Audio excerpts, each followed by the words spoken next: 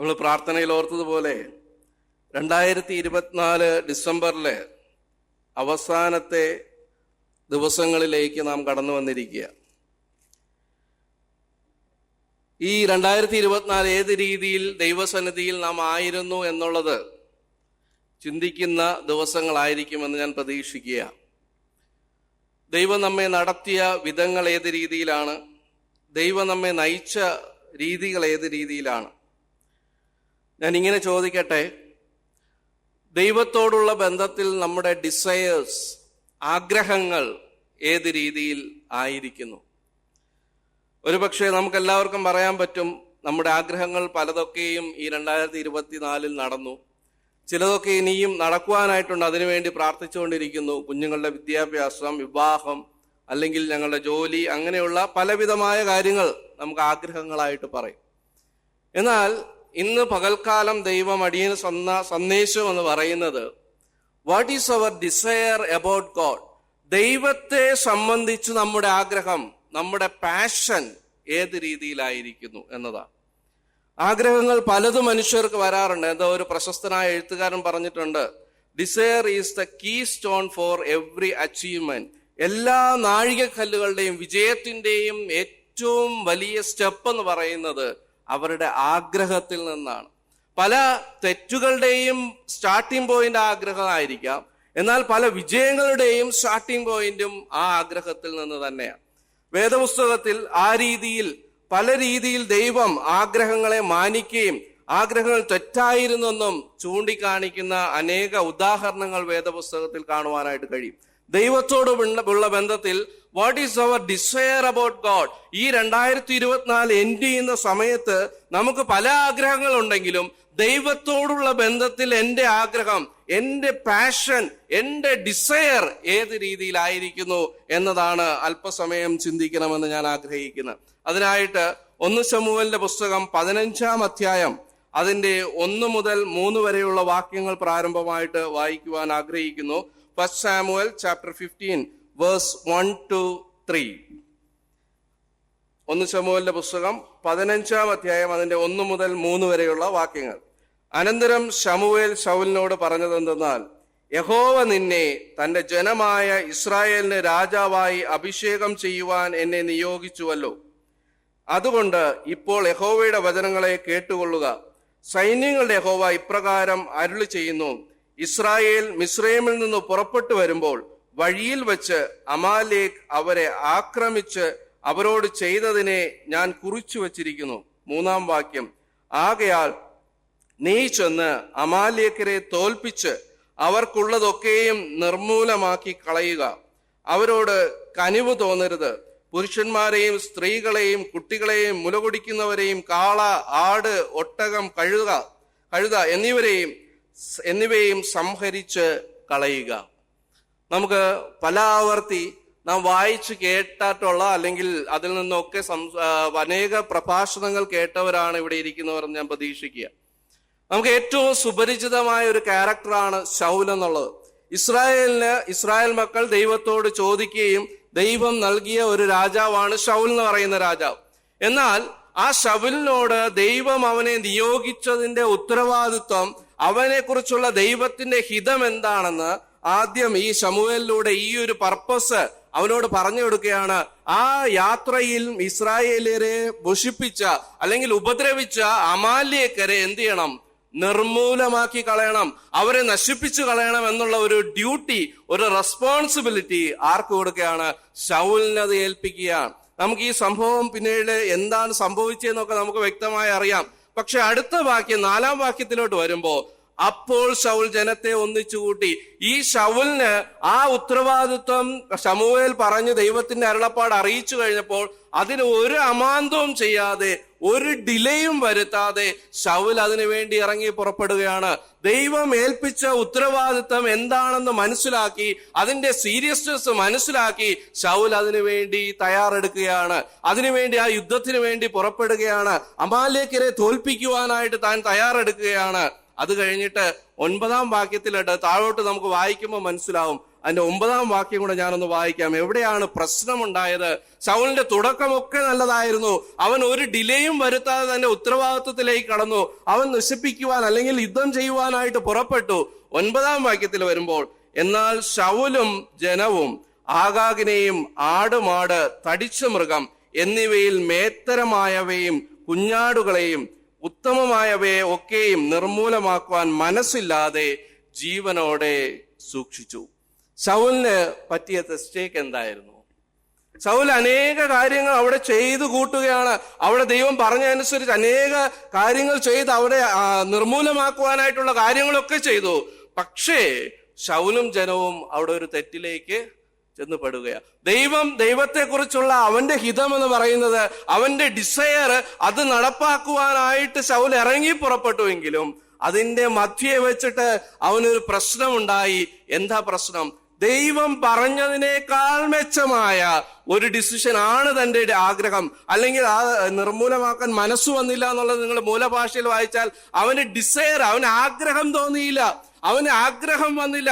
അവൻ തുടക്കത്തിൽ ദൈവം ഏൽപ്പിച്ച അവന്റെ ഉത്തരവാദിത്വം വളരെ ആഗ്രഹത്തോടുകൂടി അവൻ ചാടി പുറപ്പെട്ട് എല്ലാ കാര്യങ്ങളും ഭംഗിയായിട്ട് ചെയ്തു.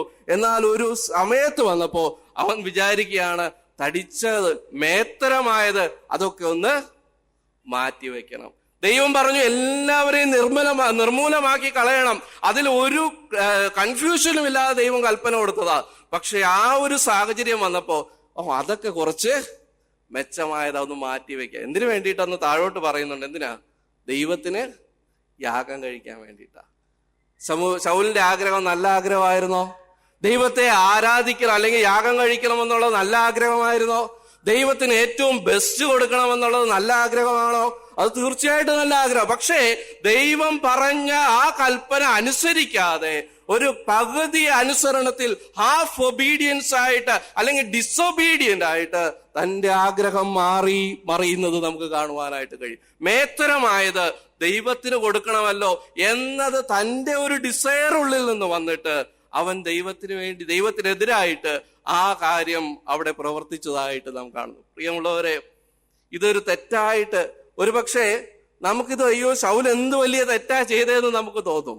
ശൗൽ എന്ത് വലിയ മണ്ടത്തരവാ അവിടെ ചെയ്തതെന്ന് തോന്നും, അല്ലേ? എന്നാൽ നമ്മുടെയൊക്കെ ജീവിതത്തിൽ നമ്മൾ നോക്കി, നമ്മൾ ഓരോ വർഷവും അവസാനിക്കുമ്പോൾ വലിയ തീരുമാനങ്ങൾ എടുത്ത് ഓരോന്നും വളരെ ആഗ്രഹത്തോടെ ദൈവം ചില കാര്യങ്ങളെ മാറ്റിക്കളയണമെന്നായിരിക്കും ദൈവം നിങ്ങളോട് സംസാരിച്ചത്. ചില കാര്യങ്ങളെ റിമൂവ് ചെയ്യണം, ചില കാര്യങ്ങളെ ജീവിതത്തിൽ നിന്ന് ഇല്ലാതാക്കണമെന്നായിരിക്കും ദൈവം സംസാരിച്ചത്. അത് വളരെ ആവേശത്തോടെ തുടങ്ങി വെച്ചിട്ടുണ്ടാവും.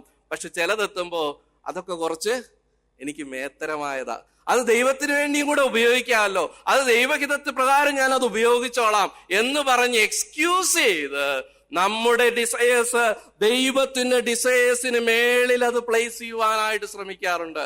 നമ്മുടെ ഡിസയേഴ്സ് ദൈവത്തിന്റെ ആഗ്രഹത്തിന് മേളിൽ മെർജ് ചെയ്ത് നമ്മൾ അതിനെ പ്രതിഷ്ഠിക്കാറുണ്ട്. എന്നിട്ട് പുറത്ത് കാണുമ്പോൾ എങ്ങനെയാ? അത് ആത്മീയമായ ചട്ടക്കൂടിനുള്ളിൽ വെച്ചാ നമ്മളത് പ്രദർശിപ്പിക്കുന്നത്. നമ്മള് ദൈവത്തിന് ശൗല് പറയുന്നത് പോലെ അതിന്റെ താഴോട്ട് നിങ്ങൾ നോക്കുക, യഹോവയുടെ കൽപ്പന ഞാൻ നിവർത്തിച്ചിരിക്കുന്നു എന്ന് പറഞ്ഞാണ് അതിന്റെ 13-15 വാക്യങ്ങള് ശൗൽ അവിടെ പറയുന്നു ശമൂവേലിനോട്. ഞാൻ യഹോവയുടെ കൽപ്പന നിവർത്തിച്ചിരിക്കുന്നു എന്ന് പറഞ്ഞു. വളരെ സാറ്റിസ്ഫാക്ഷനോട് കൂടിയാ ശൗല് ശമൂവേലിന്റെ അടുത്ത് ഈ കാര്യം അവതരിപ്പിക്കുന്നത്. ഞാൻ ദൈവത്തിന് വേണ്ടി എന്തോ ചിലത് ചെയ്തു എന്നുള്ള ആ ഒരു മനോഭാവത്തോടു കൂടിയാ ശൗൽ അവിടെ പറയുന്നത്. പക്ഷെ ശമൂവേലിന്റെ അവസ്ഥ നിങ്ങളൊന്ന് വായിച്ചു നോക്കണം. അതിനു മുമ്പത്തെ രാത്രി ശമൂവേൽ രാത്രി മുഴുവൻ ഉറങ്ങിയിട്ടില്ല ശമൂവേല്. പ്രിയമുള്ളവരെ, നമ്മുടെ ഡിസയേഴ്സ് നമ്മുടെ പ്ലഷേഴ്സിന് വേണ്ടി, നമ്മുടെ സൗകര്യത്തിന് വേണ്ടി ആത്മീയത എന്നുള്ള കാര്യങ്ങൾ പൂശി വെച്ചുകൊണ്ട് അത് മറ്റുള്ളവരുടെ മുമ്പിൽ അല്ലെങ്കിൽ നമ്മൾ ദൈവത്തിന് മുമ്പിൽ വയ്ക്കാനായിട്ട് ശ്രമിക്കുമ്പോൾ ദൈവം പറയുന്ന ഒരു കാര്യമുണ്ട്. നീ ഏതൊക്കെ കാര്യങ്ങൾ ചെയ്തു എന്നുള്ളതല്ല, ഏത് മനോഭാവത്തോടു കൂടി why you did those things, എന്തുകൊണ്ടാണ് നീ ആ കാര്യങ്ങൾ ചെയ്തത് എന്നതാണ് ദൈവത്തിന്റെ വിഷയം. നീ യാഗം കഴിക്കുന്നത് നല്ല കാര്യമാ, ഏറ്റവും ബെസ്റ്റ് ദൈവത്തിന് കൊടുക്കുന്നത് നല്ല കാര്യമാ. പക്ഷെ ദൈവം നോക്കുന്നത് ഞാൻ എന്താ നിന്നെക്കുറിച്ച് പറഞ്ഞിരുന്ന ആഗ്രഹം, അവരെ നിർമൂലമാക്കണമെന്നാ പറഞ്ഞിരുന്നേ, അവരെ നശിപ്പിച്ചു കളയണമെന്നുള്ളതാണ് എന്റെ ആഗ്രഹം. പക്ഷെ നീ എന്താ ചെയ്തേ? അതിൽ നിന്ന് കുറച്ച് നിന്റെ ആഗ്രഹപ്രകാരം മാറ്റിവെച്ചു. നമ്മുടേതായ ചില ആഗ്രഹങ്ങളെ താലോചിച്ചുകൊണ്ട് അല്ലെങ്കിൽ അതിനെ വെള്ളപൂശിക്കൊണ്ട് ദൈവാത്മാ പ്രേരണയാണ്, അല്ലെങ്കിൽ ദൈവസന്നിധിയിൽ അത് ആത്മീയമായ കാര്യമാണെന്നുള്ള രീതിയിൽ അവതരിപ്പിക്കുവാനായിട്ട് പലപ്പോഴും നമ്മൾ ശ്രമിച്ചു പോരാറില്ലേ? നമ്മുടെ ആഗ്രഹങ്ങളെ അത് ദൈവഹിതപ്രകാരം ഉപയോഗിക്കാമെന്നൊക്കെ പറഞ്ഞ് എക്സ്ക്യൂസസ് പറഞ്ഞ് നമ്മുടെ ആഗ്രഹങ്ങൾ മാറ്റിമറിക്കാറുണ്ട്. നമുക്ക് ആ താഴോട്ടുള്ള ആ കാര്യങ്ങളൊക്കെ നിങ്ങൾ വായിച്ചാൽ മനസ്സിലാവും. ശൗൽ അവസാന ശമൂവേലിന്റെ പുറകെ കിടന്ന് കരയുക, അവൻ പാപം ചെയ്തു എന്ന് പറഞ്ഞു. പ്രിയമുള്ളവരെ, നമ്മുടെ ഡിസയേഴ്സ് ദൈവത്തിന്റെ ഡിസയേഴ്സിന് മുകളിൽ കൊണ്ടുവയ്ക്കുവാനായിട്ട് ശ്രമിക്കരുത്. നമ്മുടെ ആഗ്രഹങ്ങൾ ദൈവത്തിന്റെ ആഗ്രഹത്തിന് മുകളിൽ, ദൈവത്തിന്റെ പദ്ധതിയുടെ മുകളിൽ കൊണ്ടുവച്ചിട്ട് അത് ദൈവത്തിന്റെ ആഗ്രഹമാണെന്ന് പറഞ്ഞ് പേർ വിളിക്കരുത്. ഞാൻ ഇങ്ങനെ പറയട്ടെ, ദൈവത്തിന് എന്തൊക്കെ ചെയ്താലും ദൈവത്തിന് എന്തൊക്കെ ചെയ്തു എന്നുള്ള സാറ്റിസ്ഫാക്ഷനോടുകൂടി നമ്മൾ ഒരിക്കലും ആയിരിക്കരുത്. ശൗൽ അവിടെ യഹോവയുടെ കൽപ്പന നിവർത്തിച്ചിരിക്കുന്നു വളരെ അഭിമാനത്തോടു കൂടിയാ ശമൂവേലിന് മുമ്പാകെ നിൽക്കുന്നത്. പ്രിയമുള്ളവരെ, നമ്മൾ എന്തെങ്കിലും ചെയ്യുവാനായിട്ട് തുനിഞ്ഞിട്ടുണ്ടെങ്കിൽ ഞാൻ എന്തൊക്കെയോ ദൈവത്തിന് വേണ്ടി ചെയ്തു തീർത്തു എന്നുള്ള ആ സാറ്റിസ്ഫാക്ഷനോട് കൂടിയാണോ നമ്മളായിരിക്കുന്നത്? നമ്മൾ പല കാര്യങ്ങളും താലോലിച്ചുകൊണ്ട്, പല കാര്യങ്ങളും അത് എന്റെ ജീവിതത്തിൽ അതുകൂടെ ഇരുന്നോട്ടെ എന്ന് പറഞ്ഞ് അതിനെ പിള്ളപൂശി ഇങ്ങനെ കൊണ്ടു നടക്കുന്നെങ്കിൽ അത് ദൈവസന്നിധിയിൽ പാപമായിട്ടുള്ള കാര്യമാണ്. ദൈവസന്നിധിയിൽ നമ്മുടെ ഡിസയേഴ്സ് ദൈവത്തിന്റെ ആഗ്രഹത്തിന് മേലെ വെച്ച് അതിനെ പുറമേ കാണിക്കുവാനായിട്ട് ശ്രമിക്കുന്നുണ്ടെങ്കിൽ അത് ദൈവസന്നിധിയിൽ പാപമാണ്. ശൗൽ ചെയ്ത വലിയ പാപം അതാ. അവന്റെ ആഗ്രഹമൊക്കെ നല്ലതാ, അവൻ യാഗം കഴിക്കാൻ നിൽക്കുന്ന കാര്യം നല്ലതാ. എന്നിട്ട് ശമൂവേൽ അവിടെ ഒരു സ്റ്റേറ്റ്മെന്റ് പറയുന്നുണ്ടല്ലേ, നമ്മളെപ്പോഴും കുഞ്ഞുങ്ങളെയൊക്കെ പഠിപ്പിക്കുന്ന വാക്യമാ. ഏതാ വാക്യം? അനുസരിക്കുന്നത് യാഗത്തെക്കാളും ശ്രദ്ധിക്കുന്നത് മുട്ടാടുകളുടെ മേധസ്സിനേക്കാളും നല്ലത് ഏതാണെന്ന് ദൈവാത്മാവോടെ പറഞ്ഞു തരിക. നീ യാഗം കഴിക്കുന്നതൊക്കെ നല്ലതാ, നീ ഇന്ന പ്രവൃത്തിയൊക്കെ ചെയ്യുന്നത് നല്ലതാ, ആത്മീയ ശുശ്രൂഷകൾ ചെയ്യുന്നത് നല്ലതാ, പ്രാർത്ഥിക്കുന്നത് നല്ലതാ, ബൈബിൾ വായിക്കുന്നത് നല്ലതാ, എല്ലാ കാര്യങ്ങളും നല്ലതാ. പക്ഷെ ദൈവം നശിപ്പിക്കുവാനായിട്ട് പറഞ്ഞ, നിർമൂലമാക്കി കളയുവാനായിട്ട് പറഞ്ഞ ബന്ധങ്ങളോ വസ്തുക്കളോ കാര്യങ്ങളോ സാഹചര്യങ്ങളോ അതിനെ കൂടെ കൂട്ടിക്കൊണ്ടാണ് നീ നടക്കുന്നതെങ്കിൽ ഈ ദിവസം ദൈവാത്മാവ് പറയുന്ന ഒരു വിഷയമുണ്ട്. അത് തെറ്റാണ്, അത് ദൈവസന്നിധിയിൽ പാപമാണ്. പ്രിയമുള്ളവർ, ഞാനിങ്ങനെ പറയട്ടെ, നമ്മുടെ ആഗ്രഹങ്ങളെ ദൈവത്തിനും മേൽ മെച്ചമായ ഒരു ആഗ്രഹമായിട്ട് കൊണ്ടുവയ്ക്കുവാനായിട്ട് ശ്രമിക്കരുത്. നമ്മുടെ ആഗ്രഹങ്ങളെ, നമ്മുടെ ലക്ഷ്യങ്ങളെ, ദൈവത്തിന്റെ ലക്ഷ്യങ്ങളെ, ദൈവത്തിന് നമ്മുടെ ജീവിതത്തിലുള്ള പ്ലാനിന് മുകളിൽ കൊണ്ടുവയ്ക്കുവാനായിട്ട് ദൈവം ഒരിക്കലും ആഗ്രഹിക്കുന്നില്ല. ദൈവം ആഗ്രഹിക്കുന്ന കംപ്ലീറ്റ് ഒബീഡിയൻസാ. അല്ലാതെ ശൗലിനെ പോലെ എല്ലാ കാര്യങ്ങളും ചെയ്തു, പക്ഷെ മേത്തരമായത് നശിപ്പിക്കുവാൻ അവന് മനസ്സില്ല. പ്രിയമുള്ളവരെ, പല കാര്യങ്ങളും നമ്മുടെ ജീവിതത്തിൽ മേത്തരമായതെന്ന് പറഞ്ഞ് നമ്മൾ കൊണ്ടു നടക്കുന്നുണ്ടെങ്കിൽ, ഏതെങ്കിലും ബന്ധങ്ങൾ, കൂട്ടുകെട്ടുകൾ, ഏതെങ്കിലും വസ്തുക്കൾ, സാഹചര്യങ്ങൾ അത് മേത്തരമായതാണ്, എനിക്ക് ഉപയോഗമുള്ളതാണെന്ന് പറഞ്ഞ് ദൈവഹിതത്തിനെതിരായിട്ട് നാം കൊണ്ടു നടക്കുന്നുണ്ടെങ്കിൽ അത് തെറ്റായ ആഗ്രഹമാണ്. It's against God's desire. ദൈവഹിതത്തിന് എതിരായിട്ടുള്ള, ദൈവ ആഗ്രഹത്തിന് എതിരായിട്ടുള്ള കാര്യമാണ് എന്നുള്ളത് നമ്മൾ ഓർപ്പിക്കണം. ഇന്ന് ഡിസംബറിലേക്ക് നമ്മൾ എത്തിച്ചേരുമ്പോൾ പ്രിയമുള്ളവർ, അനേക തീരുമാനങ്ങളൊക്കെ നമ്മൾ എടുക്കുന്ന ദിവസമാണ്. തീരുമാനങ്ങൾ എടുക്കുമ്പോൾ ഒരു കാര്യം ആലോചിക്കുക, ദൈവാത്മാവ് നമുക്ക് ബോധ്യം തരുന്നെങ്കിൽ, ചില കാര്യങ്ങൾ ഞാൻ വിടണമെന്ന് ദൈവാത്മാവ് ബോധ്യം തരുന്നെങ്കിൽ, ചില കാര്യങ്ങൾ വിട്ടുകളയണമെന്ന് ദൈവം ഓർമ്മിപ്പിച്ചു തരുന്നെങ്കിൽ അതിനെ പൂർണ്ണമായിട്ടും വിട്ടുകളയുവാനായിട്ട് നമ്മൾ ശ്രമിക്കണം. അതിനെ പിന്നെയും കൊണ്ടു നടക്കുവാനായിട്ട് നമുക്ക് ഒരു സാധ്യതയുമില്ല. അത് വലിയ പാപമായിട്ട് തീരും. നമ്മുടെ ആഗ്രഹങ്ങളെ ആ രീതിയിൽ ക്രമീകരിക്കുവാനായിട്ട് ദൈവം സഹായിക്കട്ടെ. ഞാൻ മുന്നോട്ട് പോകുവാൻ ആഗ്രഹിക്കുന്നു. ശൗലിന്റെ ആഗ്രഹത്തിന്റെ പ്രശ്നം നമുക്ക് മനസ്സിലായി. തന്റെ ആഗ്രഹം എന്ത് ചെയ്തു? ദൈവാഗ്രഹത്തിന്റെ അല്ലെങ്കിൽ ദൈവത്തിന്റെ ഹിതത്തിന് മേളിൽ താൻ പ്ലേസ് ചെയ്യുവാനായിട്ട് ശ്രമിച്ചു. ഇനി രണ്ടാമത്തെ വ്യക്തിയെ നമുക്ക് അറിയുന്ന ആളാ. ആരാ? ദാവീദ്. അത് കഴിഞ്ഞ് വന്ന രാജാവാ. ദാവീദിന് പല ആഗ്രഹങ്ങളുണ്ടായിരുന്നു അല്ലെ. തനിക്ക് തെറ്റായിട്ട് തന്നെ ജീവിതത്തിൽ തന്നെ തന്റെ ജീവിതത്തെ ആടി ഉലച്ച ആഗ്രഹങ്ങളൊക്കെ തനിക്ക് വന്നു. പക്ഷേ ദാവീദ് സങ്കീർത്തനങ്ങളൊക്കെ വായിക്കുമ്പോൾ ദാവീദിനെ കുറിച്ച് കർത്താവ് പറയുന്ന ഒരു സ്റ്റേറ്റ്മെന്റ് ഉണ്ട്. എന്താ? ഹൃദയപ്രകാരമുള്ള മനുഷ്യൻ. ഹൃദയപ്രകാരമുള്ള മനുഷ്യൻ. ആ പാഷൻ, കർത്താവിന് വേണ്ടിയിട്ടുള്ള ഒരു പാഷൻ ഉള്ള വ്യക്തിയായിരുന്നു ദാവീദ്. എന്തുകൊണ്ടായിരിക്കാം? അനേക കുറവുകളുണ്ട്. ഒരു അപ്പൻ എന്ന രീതിയിൽ അവന് കുറവുണ്ടായിരുന്നു, ഒരു ഭർത്താവ് എന്ന രീതിയിൽ കുറവുകൾ ഉണ്ടായിരുന്നു, അനേക കുറവുകൾ നമുക്ക് ചൂണ്ടിക്കാണിക്കുവാൻ പറ്റും. പക്ഷെ ദൈവം ആ സ്റ്റേറ്റ്മെന്റ് പറഞ്ഞപ്പോൾ എന്തുകൊണ്ടാ? അനേക സങ്കീർത്തനങ്ങൾ ദാവീദ് എഴുതിയിട്ടുണ്ട്. ഞാൻ ഒരു ഉദാഹരണം മാത്രം ചൂണ്ടിക്കാണിക്കുവാൻ ആഗ്രഹിക്കുന്നു. 2 ശമൂവേൽ 7-ാം അധ്യായം അതിന്റെ 1-2 വാക്യം. 2 സാമുവേൽ ചാപ്റ്റർ 7 വേഴ്സ് 1 and 2. 2 ശമൂവേൽ 7-ാം അധ്യായം അതിന്റെ 1-2 വാക്യം. യഹോവ ചുറ്റുമുള്ള സകല ശത്രുക്കളെയും അടക്കി രാജാവിന് സ്വസ്ഥത നൽകിയ ശേഷം രാജാവ് തന്റെ അരമനയിൽ വസിക്കും കാലത്ത് ഒരിക്കൽ രാജാവ് നാഥാൻ പ്രവാചകനോട്, ഇതാ ഞാൻ ദേവദാരു കൊണ്ടുള്ള അരമനയിൽ വസിക്കുന്നു, ദൈവത്തിന്റെ പെട്ടകമോ തിരശീലയ്ക്കകത്തിരിക്കുന്നു എന്ന് പറഞ്ഞു. ദാവീദിന്റെ വളരെ മനോഹരമായ ഒരു ആഗ്രഹമാണ് നമ്മളിവിടെ കണ്ടത്, അല്ലേ? നമ്മൾ പല ആവർത്തി ഇത് ചിന്തിച്ചിട്ടുള്ളതാ. ദാവീദ് പറയാ, ദൈവത്തിന് വേണ്ടി ഒരു ആലയം പണിയണം എന്നുള്ള ആഗ്രഹം ആ ദൈവത്തിന്റെ അരുളപ്പാട് പറയുന്ന നാഥാൻ പ്രവാചകനോട് താൻ പറയുക. താന് ആ ദേവദാരു കൊണ്ടുള്ള ആ വലിയ അരമനയിലാണ് പാർക്കുന്നത്.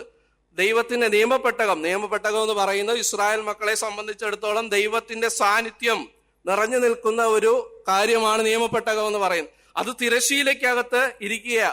അതിന് മറ്റൊരു മേത്തരമായ ഒരു സ്ഥലം വേണം. ഇത് ദൈവം എന്തെങ്കിലും ചോദിച്ചായിരുന്നോ? ദൈവം ചോദിച്ചിട്ടുണ്ടോ ദേവാലയം വേണമെന്ന്? ചോദിച്ചിട്ടില്ല. അത് ചോദിക്കാതെ തന്നെ ആ സ്വസ്ഥത നൽകി താൻ വളരെ പീസ്ഫുൾ ആയിട്ട്, അതിനു മുമ്പേ തനിക്ക് അനേക യുദ്ധങ്ങളും പ്രയാസങ്ങളും ഒക്കെ ഉണ്ടായിരുന്നു, ഒബ്സ്റ്റക്കിൾസ് ഉണ്ടായിരുന്നു. എന്നാൽ സ്വസ്ഥമായിരുന്ന സമയത്ത് ദാവീദ് ചിന്തിച്ചത് എന്തിനെ കുറിച്ചാ? ദൈവത്തിന്റെ നിയമപ്പെട്ടകത്തെ കുറിച്ചാ, ദൈവത്തിന്റെ സാന്നിധ്യത്തെ കുറിച്ചാ ചിന്തിച്ചേ. നമ്മളിങ്ങനെ പറയാറുണ്ട്, idle man's mind is A devils workshop എന്ന് നമ്മൾ പറയും. പലപ്പോഴും നമ്മുടെ കാര്യത്തിലൊക്കെ അത് തന്നെയാണ്. നമ്മൾ വളരെ സുഖലോലിപതരായിട്ട് എല്ലാ കാര്യങ്ങളും ഭംഗിയായിട്ട് നടന്നുകൊണ്ട് എല്ലാം സേഫായിട്ട് പോകുമ്പോ നമ്മുടെ ചിന്ത ഒരിക്കലും ദൈവത്തിന്റെ സന്നിധിയിൽ ദൈവത്തിന്റെ സ്ഥാനം എന്ത്, ദൈവത്തിന്റെ പ്രസൻസ് എവിടെയാണ്, ദൈവത്തിന്റെ പൊസിഷൻ എവിടെയാണ് എന്നുള്ള കാര്യത്തെക്കുറിച്ച് ചിന്തിക്കുവാനായിട്ട് പലപ്പോഴും നാം മറന്നു പോകാറുണ്ട്. എന്നാൽ ദാവീദ് സ്വസ്ഥമായി ഇരുന്ന സമയത്ത് ചിന്തിച്ച ഒരു കാര്യം, ദൈവത്തിന് എന്ത് വേണം? ഒരു മേത്തരമായ ഒരു സ്ഥലം അല്ലെങ്കിൽ ദൈവാലയം വേണം. വളരെ മെച്ചമായ ആഗ്രഹമാണോ? ആണോ സജീവ്? തീർച്ചയായിട്ടും അല്ലേ, വളരെ നല്ല ആഗ്രഹമാണ്. ഇനി ഞാൻ അതിനൊരു കമന്റ് കൂടെ പറയാം. അതിന് എന്തുകൊണ്ടാണ് അത് മേത്തരമായെന്ന് പറയാം. അതിന്റെ 6, 7, 8 വാക്യം 2 ശമൂവേൽ തന്നെ നാഥാൻ പ്രവാചകന്റെ മറുപടി എന്താ? ഈ 7-ാം വാക്യത്തിൽ 3-ാം വാക്യത്തിൽ പറയുന്നത് എന്താ? 2 ശമൂവേൽ 7-ാം അധ്യായം അതിന്റെ 3-ാം വാക്യം. നാഥാൻ രാജാവിനോട്, നീ ചെന്ന് നിന്റെ മനസ്സിനുള്ളതൊക്കെയും ചെയ്തു കൊള്ളുക, യഹോവ നിന്നോടുകൂടെ ഉണ്ടെന്ന് പറഞ്ഞല്ലേ. ദൈവത്തിന്റെ അരുളപ്പാട് ദാവീദിനോടോ അല്ലെങ്കിൽ ഇസ്രായേൽ മക്കളോടോ അറിയിക്കുന്ന ഉത്തരവാദിത്വമുള്ള നാഥാൻ പ്രവാചകൻ പറയുക, ദൈവം നിന്നോട് കൂടെയുണ്ട്, നിന്റെ മനസ്സിലുള്ളതൊക്കെയും നീ ചെയ്തോളാം. ദാവീദിന് ഈ ആഗ്രഹം തോന്നാനുള്ള റീസൺ ഒരു കാര്യം കൂടെ ഞാൻ പറയാം. 1 ദിനവൃത്താന്തം അതിന്റെ 22-ാം അധ്യായം 4-ാം വാക്യം കൂടെ വായിക്കുമ്പോൾ ദാവീദിന്റെ ലക്ഷ്യം എന്തായിരുന്നു എന്ന് മനസ്സിലാവും. 1 ദിനവൃത്താന്തം 22-ാം അധ്യായം, ഫസ്റ്റ് ക്രോണിക്കൽസ് ചാപ്റ്റർ 22 വേഴ്സ് 4. അവിടെ ഇങ്ങനെ കാണുന്നുണ്ട്, അനവധി ദേവദാരു ദാവീദിന്റെ അടുക്കൽ കൊണ്ടുവന്നു.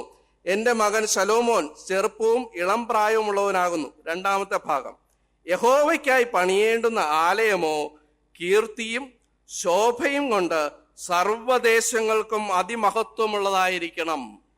ദാവീദിന്റെ ലക്ഷ്യം എന്താ?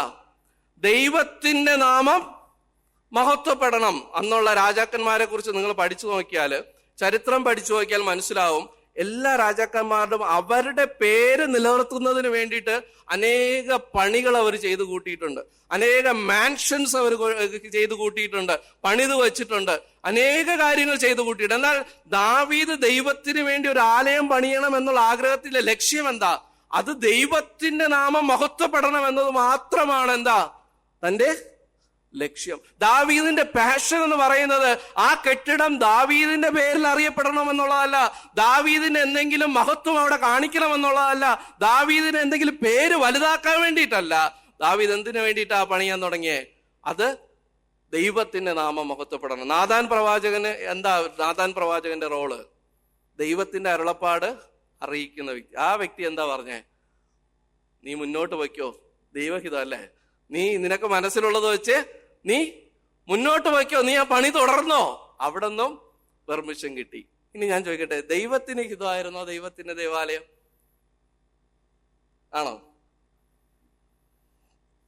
മറുപടി ഒന്നുമില്ല. ദൈവഹിതം ആയിരുന്നു അല്ലെ? 2 ദിനവൃത്താന്തങ്ങൾ 6-ാം അധ്യായം, 2 Chronicles chapter 6 verse 7 and 8. 2 ദിനവൃത്താന്തങ്ങൾ 6-ാം അധ്യായം അതിന്റെ 7-ഉം 8-ഉം വാക്യങ്ങൾ. ഇസ്രായേലിന്റെ ദൈവമായ യഹോവയുടെ നാമത്തിന് ഒരു ആലയം പണിയണമെന്ന് എന്റെ അപ്പനായ ദാവീദിന് താല്പര്യമുണ്ടായിരുന്നു. എന്നാൽ യഹോവ എന്റെ അപ്പനായ ദാവീദിനോട്, എന്റെ നാമത്തിന് ഒരു ആലയം പണിയണമെന്ന് നിനക്ക് താല്പര്യമുണ്ടായല്ലോ. ഇങ്ങനെ താല്പര്യമുണ്ടായത് നല്ലത് അല്ലേ? അപ്പോ ദാവീദിന്റെ ലക്ഷ്യം ദൈവനാമ മഹത്വത്തിന് വേണ്ടി തന്നെയായിരുന്നു. നാഥാൻ പ്രവാചകൻ, ദൈവത്തിന്റെ അരുളപ്പാട് അറിയിക്കുന്ന നാഥാൻ പ്രവാചകൻ അതിനെ ഒരു പച്ചക്കൊടി വീശി കാണിച്ചു, നീ മുന്നോട്ട് വയ്ക്കോ എന്ന് പറയുകയും ചെയ്തു. ദൈവത്തിന്റെ ആഗ്രഹം അത് നല്ല ആഗ്രഹം തന്നെയായിരുന്നു. അതിന് യാതൊരുവിധ മോശവും അതിനില്ല അല്ലേ? ആഗ്രഹമൊക്കെ നല്ലതായിരുന്നു. പക്ഷേ ദൈവം എന്തു പറഞ്ഞു? എന്താ പറഞ്ഞത്? നമുക്ക് എല്ലാവർക്കും അറിയുന്ന കാര്യമല്ലേ. ഹെർമൻ, എന്താ ദൈവം പറഞ്ഞേ? എന്താ പറഞ്ഞേ?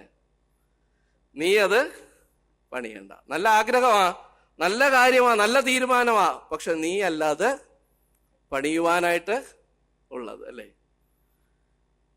ഞാൻ ഇങ്ങനെ ചിന്തിക്കുക, നമ്മൾ ആരെങ്കിലും അല്ലെങ്കിൽ ഞാൻ ഇങ്ങനെ ചിന്തിക്കുമായിരുന്നു, ഞാനാണ് ആ സ്ഥാനത്തെങ്കിൽ ദൈവത്തോട് എങ്ങനെ റെസ്പോണ്ട് ചെയ്യും? ദൈവത്തിന്റെ ഹിതപ്രകാരമുള്ള, ദൈവത്തിന് ഇഷ്ടമുള്ള ഒരു കാര്യമാ. ദൈവത്തിന് ഒരു ഹമ്പിളായിട്ടാണ് ഞാൻ ദൈവസന്നിധിയിൽ ആ ആഗ്രഹം ദൈവസന്നിധിയിൽ മുന്നോട്ട് വെച്ചത്. നാഥാൻ പ്രവാചകൻ അതിന് പോസിറ്റീവായിട്ട് പറഞ്ഞു. ദൈവസന്നിധിയിൽ അത് ഏറ്റവും മാന്യമായ ആഗ്രഹമാണ്. പക്ഷെ ദൈവം എന്താ പറഞ്ഞേ? അത് നീ ചെയ്യണ്ട അല്ലേ? ക്രൂരനായ ദൈവമാണോ നമ്മുടെ ദൈവം? അതിന് എന്താ നിങ്ങളുടെ മനസ്സിലുള്ള കാരണങ്ങൾ എന്തൊക്കെയാ? ദൈവം പണിയണ്ട എന്ന് പറഞ്ഞതിനുള്ള കാരണം എന്താ സാറേ? അവനല്ലായിരുന്നു അത് ചെയ്യേണ്ടിയിരുന്ന വ്യക്തി. അതിന് റീസൺ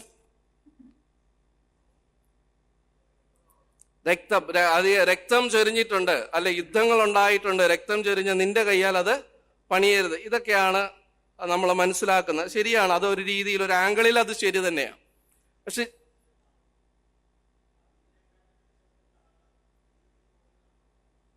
ദാവീദിനേക്കാൾ മെച്ചപ്പെട്ട ആള് ദൈവത്തിന്റെ ഹൃദയത്തിൽ അന്ന് തന്നെ ഉണ്ടായിരുന്നു. അതുകൊണ്ടാണ് ദൈവം അത് പറഞ്ഞത്. വളരെ കറക്റ്റായിട്ടുള്ള ഉത്തരവാണ്. ഞാൻ ഇങ്ങനെ പറയട്ടെ, അത് ശരി തന്നെയാ. ദാവീദിനെ ഈ രാജത്വം ഏൽപ്പിച്ചതാരാ? ദൈവം. ഈ യുദ്ധം ചെയ്യണമെന്ന് പറഞ്ഞ് ഏൽപ്പിച്ചതാരാ? ദൈവം. രക്തം ചൊരിയണമെന്നുള്ള കൽപ്പന വന്നത് ദൈവം.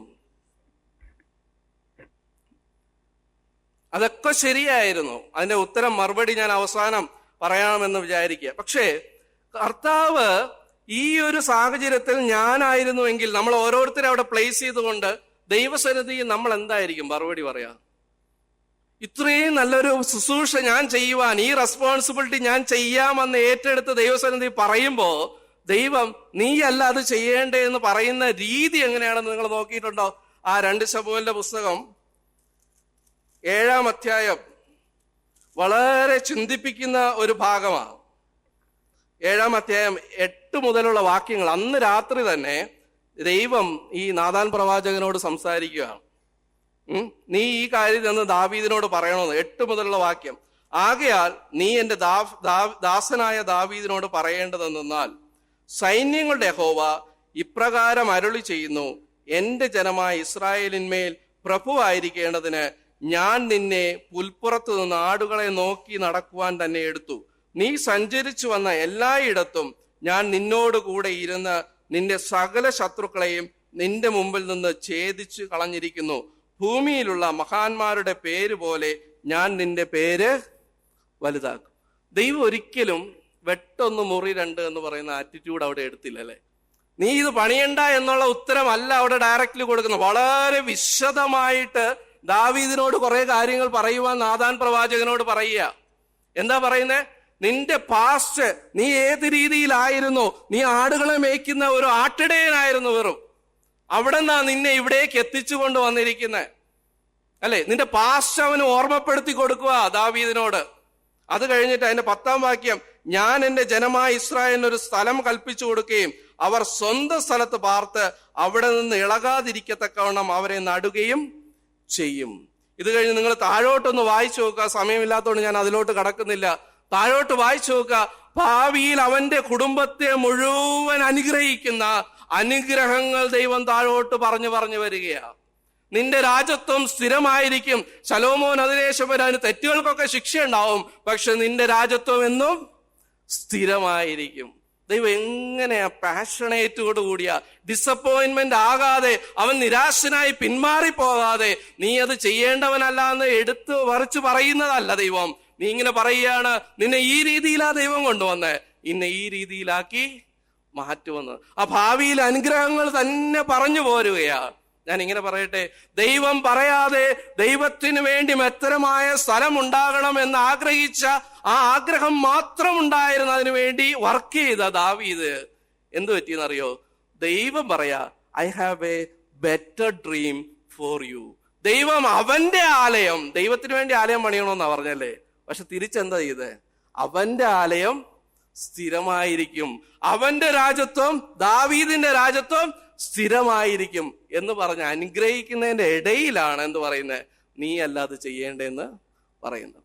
ഞാൻ പറയട്ടെ, ദാവീദിനുണ്ടായ ആ പാഷൻ മുഖാന്തരം ദൈവം ആ പാഷനെ മാത്രമേ എടുത്തോളൂ, ആ ആഗ്രഹത്തെ മാത്രം എടുത്തുകൊണ്ട് ദൈവം എന്താ ചെയ്തത്? അവന്റെ രാജത്വം സ്ഥിരം. ലൂക്കോസ് എഴുതിയ സുവിശേഷം 1-ാം അധ്യായം 32-33 വാക്യത്തിൽ കർത്താവായ യേശു ക്രിസ്തുവിനെ കുറിച്ച് പറയുന്നവിടെയും ദാവീദിന്റെ സിംഹാസനത്തിൽ ഇരിക്കുമെന്നാ പറയുന്നത്. ദാവീദിന്റെ സിംഹാസനത്തിൽ ഇരിക്കും. എത്ര വലിയ അനുഗ്രഹമാണ് ദൈവം കൊടുത്തത്. നമ്മളെല്ലാം വിചാരിച്ചു വെച്ചിരിക്കുന്ന ദാവീദിനെ കൊണ്ട് ആ ദേവാലയം പണിയുവാനായിട്ട് ദൈവം അനുവദിച്ചില്ലല്ലോ. പക്ഷെ അതിനേക്കാൾ എത്രയോ മേത്രമായിട്ട് ദൈവം പറയാ, നീ എനിക്ക് വേണ്ടി ഒരു മേത്രമായ ഒരു ആലയം നീ ആഗ്രഹിച്ചില്ലേ? ഞാൻ പറയാണ്, നിന്റെ ആ വാസം, നിന്റെ തലമുറ, നിന്റെ രാജത്വം, നിന്റെ സിംഹാസനം അത് എത്രത്തോളം സ്ഥിരമായിരിക്കുമെന്ന് ദാവീദിനോട് ദൈവം അവിടെ അനുഗ്രഹിക്കുക ചെയ്തത്. ഒരുപക്ഷെ അവന്റെ ആഗ്രഹം അവിടെ നിവർത്തിക്കുവാനായിട്ട് അവന്റെ ഡിസയർ ദൈവം യെസ് പറഞ്ഞിട്ടില്ലായിരിക്കാം. പക്ഷെ God has A different plan for your kingdom.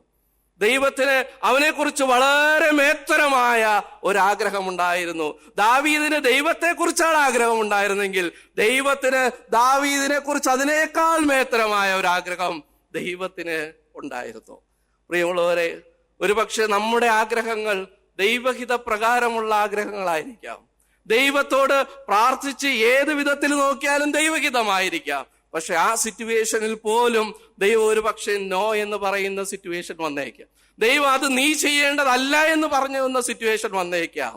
എന്നാലും ദൈവം പറയാ, നിന്റെ ആഗ്രഹത്തെ ദൈവം മാനിക്കും, നിന്റെ കുടുംബത്തെ ദൈവം മാനിക്കും, നിന്റെ തലമുറകളെ ദൈവം മാനിക്കും. നിന്റെ ദൈവത്തെ മാനിക്കുന്നവനെ ദൈവം തീർച്ചയായിട്ടും മാനിക്കും. ശലോമോനാണ് പിന്നെ എല്ലാം പണിത് കൂട്ടിയത്. പക്ഷേ അനുഗ്രഹം ഏത് രാജാക്കന്മാർ വന്നാലും അവരുടെ ബെഞ്ച് മാർക്കെല്ലാം ഏത് വെച്ചിട്ടാ ഡിസൈഡ് ചെയ്ത്? ദാവീദിന്റെ രാജത്വം, ദാവീദിന്റെ സിംഹാസനം വെച്ചിട്ടാ ദൈവം പിന്നെ എല്ലാം അളന്നു പോകുന്നേ. ഞാൻ പറയട്ടെ, നമ്മുടെ ആഗ്രഹങ്ങൾ ഒരു പക്ഷേ നോ എന്നായിരിക്കും ദൈവസന്നിധിയിൽ വന്നു കയറുന്നേ. പക്ഷെ ദൈവം ആഗ്രഹത്തെയും മാനിക്കുന്ന ദൈവമാണ്. ദൈവം പ്രതീക്ഷിക്കാതെയാണ്, ദൈവം ഇങ്ങോട്ട് ചോദിക്കാതെയാണ് അവൻ ആ ദേവാലയം പണിയാനായിട്ട് തുനിഞ്ഞത്. പക്ഷെ എന്നിട്ട് പോലും ദൈവം ആഗ്രഹത്തെ മാനിച്ചു. ശൗലിനോട് ദൈവം നേരിട്ട് ആ കൽപ്പന കൊടുത്തിട്ടും അവൻ ഇടയ്ക്ക് വെച്ച് തെറ്റിപ്പോയി. അവന്റെ ആഗ്രഹം, സ്വന്തമായ ആഗ്രഹം കയറ്റി ദൈവത്തിന്റെ കൽപ്പനയെ അനുസരിച്ചില്ല. ദാവീദ് ഇവിടെ എന്താ ചെയ്തേ? ദൈവം പറയാതെയാണ് ആഗ്രഹം പറഞ്ഞതെങ്കിലും ദൈവം ഈ അരുളപ്പാട് കൊടുത്തപ്പോൾ ദാവീദ് എന്താ ചെയ്തേ? നിങ്ങൾ ആ 7-ാം അധ്യായം ഒന്ന് താഴോട്ടൊന്ന് വായിച്ചു നോക്കുക. 7-ാം അധ്യായത്തിന്റെ 18-ാം വാക്യം. അപ്പോൾ ദാവീദ് രാജാവ് ഇത് നാഥാൻ പ്രവാചകൻ തന്ന് ദാവീദിനോട് പറയുകയാണ്. പറഞ്ഞതിന് ശേഷം ദാവീദ് എന്താ ചെയ്തതെന്ന് നോക്കിയോ.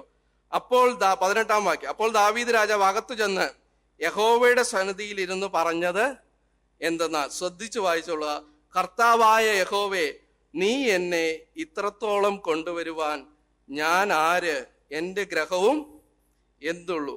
കർത്താവായ യഹോവേ, ഇതും പോരാ എന്ന് നിനക്ക് തോന്നിയിട്ട് വരുവാനുള്ള ദീർഘകാലത്തേക്ക് അടിയന്റെ ഗ്രഹത്തെക്കുറിച്ചും നീ അരുളി ചെയ്തിരിക്കുന്നു. കർത്താവായ യഹോവേ, ഇത് മനുഷ്യർക്ക് ഉപദേശമല്ലോ. കർത്താവായ യഹോവേ, കർത്താവായ യഹോവേ എന്ന് പല ആവർത്തി പറഞ്ഞാണ് ആ ദാവീദ് അവിടെ കോൺവെർസേഷൻ പറയുന്നത്. ഞാൻ പറയട്ടെ, ഒരുപക്ഷെ ദൈവം നമ്മോട് ഏതെങ്കിലും വിഷയത്തിൽ നോ എന്ന് പറഞ്ഞ് ദൈവഹിത പ്രകാരമാണെന്ന് ഉറപ്പിച്ച കാര്യത്തിൽ പോലും നോ എന്ന് പറഞ്ഞ് നമ്മളെ മാറ്റിയെങ്കിൽ ദൈവത്തിന് ബെറ്റർ പ്ലാൻ അവിടെ ഉണ്ട് എന്നുള്ളത് നമ്മൾ മനസ്സിലാക്കുക. 2, അവിടെ നിന്ന് ഡിസപ്പോയിന്റ്മെന്റ് ആകാൻ, നിരാശരായി പിൻവാങ്ങി പോകുവാനായിട്ട് യാതൊരു അവകാശവും നമുക്കില്ല. അവിടെ ദാവീദ് ചെയ്തത് എന്താ? ദൈവത്തെ ആരാധിക്കുക. നീ ആരുള്ളൂ, ഈ ഗ്രഹത്തെ കൊണ്ടുവരുവാൻ ഞാൻ ആരാണെന്ന് പറഞ്ഞ് ദൈവത്തെ ആരാധിക്കുന്ന രംഗമാണ് ദാവീദിന്റെ താഴോട്ടുള്ള മുഴുവൻ ഭാഗങ്ങളും നമ്മൾ വായിക്കുന്നത്. നിങ്ങളത് മുഴുവൻ, ആ അധ്യായം മുഴുവൻ ഒന്ന് വായിച്ചു നോക്കുക. ദാവീദിനെ ദൈവം ഉയർത്തിയ ഉയർച്ച. പ്രിയമുള്ളവരെ, നമ്മുടെ ആഗ്രഹം ദൈവസന്നിധിയിൽ ഏത് രീതിയിലായിരിക്കുന്നു? ഈ പുതിയ നിയമ വിശ്വാസികളോടുള്ള ബന്ധത്തിൽ ദൈവത്തിന് മേത്തരമായ ഗ്രഹം എന്നുള്ളത് നമ്മുടെ ഹൃദയങ്ങൾ തന്നെയാണ്. ഒരു മേത്തരമായ ഹൃദയം നമ്മിൽ ഉണ്ടാകുവാനായിട്ട് നമ്മൾ ആഗ്രഹിക്കുന്നുണ്ടോ? നല്ലൊരു ഹൃദയം, ദൈവത്തിന്റെ ആ പരിശുദ്ധാത്മാവാകുന്ന ദൈവം വസിക്കുന്ന ആ ഹൃദയത്തിൽ അത് മേത്തരമാകുവാൻ, അത് നല്ലതാകുവാൻ, അത് മെച്ചമുള്ളതാകുവാനായിട്ട് നമുക്ക് പാഷൻ ഉണ്ടാകുന്നുണ്ടോ? ദാവീദിന്റെ ആ പാഷനാ ദൈവം അംഗീകരിച്ചല്ലേ? ദാവീദിന്റെ ആ ആഗ്രഹമാ ദൈവം മാനിച്ചത്. പ്രിയമുള്ളവരെ, മത്തായി സുവിശേഷം 5-ാം അധ്യായം ദൈവരാജ്യത്തെ കുറിച്ചൊക്കെ പറയുന്നുണ്ട്. ആ രാജ്യത്തില് നമ്മൾ കടക്കണമെങ്കിൽ, അല്ലെങ്കിൽ അത് എൻജോയ് ചെയ്യണമെങ്കിൽ, അതിന്റെ മാധുര്യം അനുഭവിക്കണമെങ്കിൽ നമുക്ക് ഈ പാഷൻ ഉണ്ടാകണം, ഈ ഡിസയർ നമുക്കുണ്ടാകണം. കർത്താവിന് മെച്ചമായ സ്ഥലം, ആ ഏറ്റവും ദുഷ്ടത നിറഞ്ഞ എന്റെ ഹൃദയത്തിൽ നിന്ന് ദുഷ്ടത നിർമൂലമാക്കി കളയുവാൻ, അമാല്യക്കരെ എന്റെ ജീവിതത്തിൽ നിന്ന് തുടച്ചു കളയുവാനുള്ള ആഗ്രഹം എനിക്കുണ്ടാകണം. മാത്രമല്ല, ദൈവത്തിന് ഏറ്റവും ഉന്നതമായ സ്ഥാനം. ഇവിടെ ദാവീദ് പറയുന്ന വാക്കെന്താ?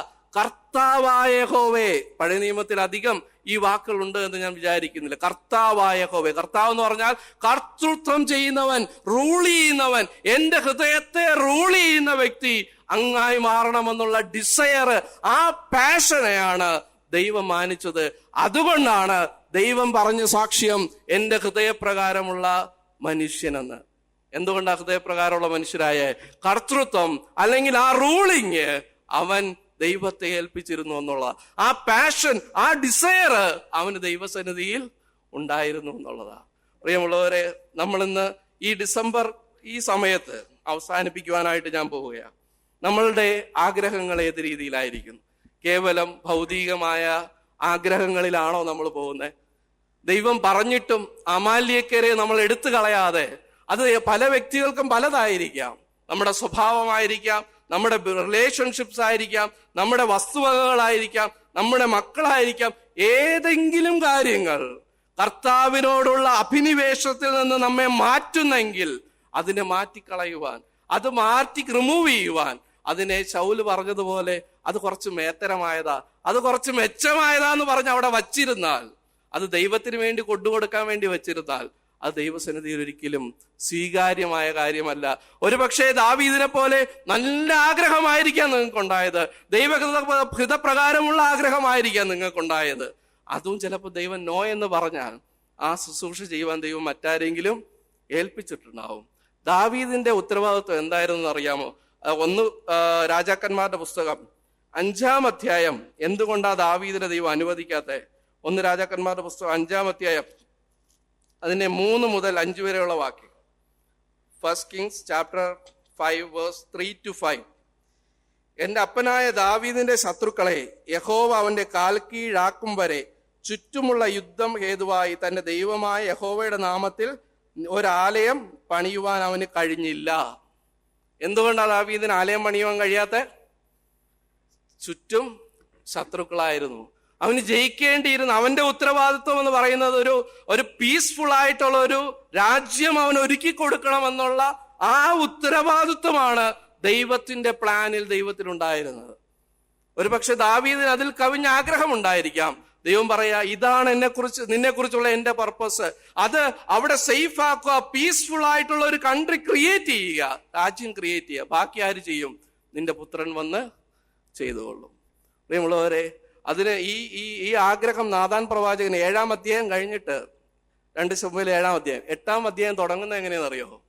ഒരു യുദ്ധം പറഞ്ഞുകൊണ്ട് അവൻ യുദ്ധം ജയിക്കുന്നുണ്ട്. അതിന് കഴിഞ്ഞും അനേക യുദ്ധങ്ങൾ ദാവീദിനുണ്ടായിരുന്നു. അത് പക്ഷെ ദാവീദിന് ഫോർകാസ്റ്റ് ചെയ്യാനൊന്നുള്ള കഴിവില്ല. ദാവീദ് തന്നെ മനസ്സിലുള്ള ആഗ്രഹം പറഞ്ഞു എന്നേ ഉള്ളൂ. പക്ഷെ അനേക യുദ്ധങ്ങൾ അതിനുശേഷവും ദാവീദിനുണ്ടായിരുന്നു. ദാവീദിനെ കുറിച്ചുള്ള ദൈവത്തിന്റെ ഹിതം പീസ്ഫുൾ ആയിട്ടുള്ള ഒരു കൺട്രി അവിടെ ക്രിയേറ്റ് ചെയ്യുക എന്നത് മാത്രമായി. അത് ദൈവം നിവർത്തിക്കുകയും ചെയ്തു. എന്നാൽ അവന്റെ ആഗ്രഹത്തെ ദൈവം മാനിച്ചു. എങ്ങനെ? അവനെ അനുഗ്രഹിച്ചു. അവന്റെ രാജ്യത്വം പെർമനന്റ് ആക്കി ദൈവം കൊടുത്തു. ഒരു പക്ഷേ ഞാൻ ഇങ്ങനെ പറയട്ടെ, നമ്മുടെ ഡിസയേഴ്സ് ചിലപ്പോൾ യെസ് എന്ന് വരാം, ചിലപ്പോൾ നോ എന്നായിരിക്കാം ദൈവം പറയുന്നത്, ദൈവഹിത പ്രകാരമുള്ളതായിരിക്കാം. പക്ഷെ God has A different plan for you. വളരെ നല്ല ആത്മീയ ആഗ്രഹമായിരിക്കാം, ആത്മീയ ലക്ഷ്യത്തോടു കൂടിയായിരിക്കാം നമ്മൾ പറയുന്നത്. പക്ഷെ ദൈവം പറയും, നിന്റെ ഉത്തരവാദിത്വം ഇതുവരെ ഉള്ളൂ, അത് കഴിഞ്ഞ് ബാക്കി അടുത്തവർ ചെയ്തു. ശലോമോന്റെ ദേവാലയം എന്ന് പറഞ്ഞ് അതിന്റെ പേരായി മാറി. ഞാനിങ്ങനെ ചോദിക്കട്ടെ, അതിൽ ഏറ്റവും കൂടുതൽ പണിയെടുത്തത് ആരാ ദേവാലയത്തിന് വേണ്ടി? പണിതത് ദാവീദായിരിക്കാം, പക്ഷെ പേര് വന്നത് ശലോമോൻ. അതിനുവേണ്ടി സാധനങ്ങൾ കൂട്ടി വെച്ചതെല്ലാം, ഒരുക്കങ്ങളെല്ലാം ചെയ്തു വെച്ച് ഇങ്ങനെ ഫിറ്റ് ചെയ്താൽ മാത്രം മതിയായിരുന്നു അല്ലേ ശലോമോനും കൂട്ടുകാർക്കും. അതിനുവേണ്ടി എല്ലാം ഒരുക്കി വെച്ച് ദാവീദ് തന്റെ തിരശ്ശീലേക്ക് മാഞ്ഞുപോയി. ദാവീദ് ദൈവസന്നിധി ചെല്ലുമ്പോ നിങ്ങൾ വിചാരിക്കുന്നുണ്ടോ ദാവീദിനെ ദൈവം ഈ രീതിയിൽ മാനിക്കത്തില്ല? ശലോമോന്റെ ദേവാലയം എന്ന പേരിലായിരിക്കാം പിന്നെ അറിഞ്ഞത് പോയത്. ദാവീദിന്റെ ദേവാലയം എന്നൊന്നും നമ്മൾ വായിക്കുന്നില്ല. എന്നാൽ ദൈവം ദാവീദിനെ മാനിക്കും, പിന്നെയും ദൈവം മാനിക്കും. സ്വർഗത്തിൽ ചെല്ലുമ്പോ അവന്റെ ആഗ്രഹിച്ച ആഗ്രഹത്തെ ദൈവം തീർച്ചയായിട്ടും ദൈവം മാനിക്കും. പ്രിയമുള്ളവരെ, ഈ ഡിസംബർ മാസം, ഈ വർഷം അവസാനിക്കുന്ന സമയത്ത് നമ്മുടെ ആഗ്രഹം എന്താ?